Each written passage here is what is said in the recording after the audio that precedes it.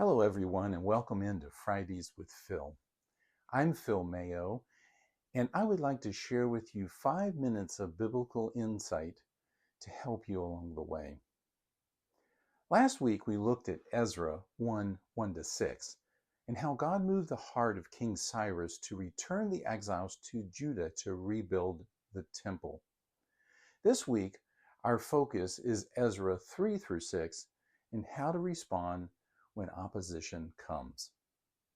When the exiles returned to Jerusalem, the first thing they did was rebuild the temple altar to restore sacrifice to Yahweh. Ezra 3:3 says, despite their fear of the peoples around them, they built the altar on its foundation and sacrificed burnt offerings on it to the Lord. Listen carefully. Despite their fear, they did what God sent them back to do. Once the altar is restored, the exiles proceed to build the temple. Ezra 4:1 says, the enemies of Judah and Benjamin, end quote, came down to offer their help. However, the exiles refused their help, perhaps recognizing their duplicity. So listen once again to Ezra 4:4. Their enemies set out to discourage them and make them afraid. The number one weapon the enemy uses to keep us from doing God's will is fear. Fear is the opposite of faith. Anyone who has experienced fear knows how debilitating it is. The enemy's second weapon is discouragement and goes hand in hand with fear. This past January 2024, Jolene and I traveled to teach in Ethiopia. For several weeks before we left, I was suffering with debilitating back pain. I have had chronic back problems many years, but I had learned how to manage it fairly well. During the weeks before departure, it flared up constantly and wouldn't get better. I was concerned that this chronic problem had taken a turn for the worse. It was very discouraging. Sitting, walking, just moving was a chore. I cried out to the Lord constantly for answers. I knew I had 5 weeks of travel and 50 hours of teaching in front of me. In fact, 2024 was scheduled to be the busiest travel year of our ministry. The weekend before we left, my back flared up again. I didn't know what to do, but I knew I had to go. This is what God called me to do. So I went, pain or no pain. However, God had said something to me before we left that stayed lodged in my mind. It's opposition, he said.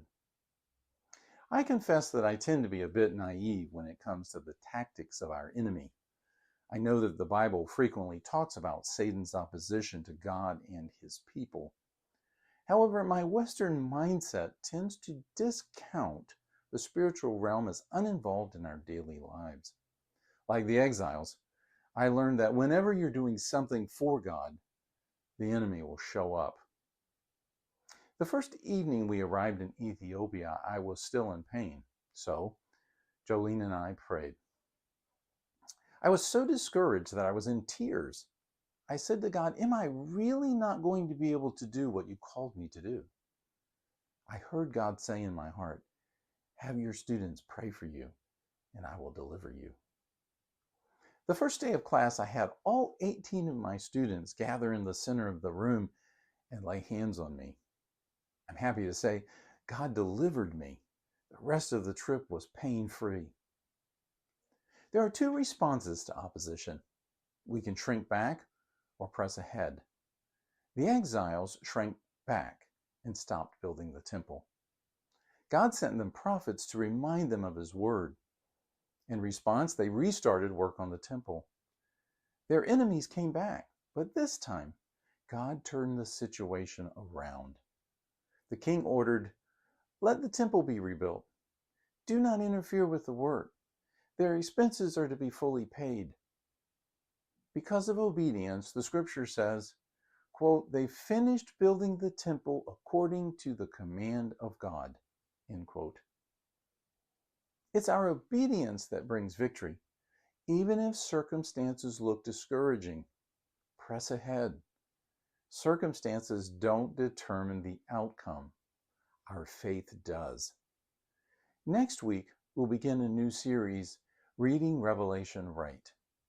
I hope you'll join me. Thank you, and God bless you.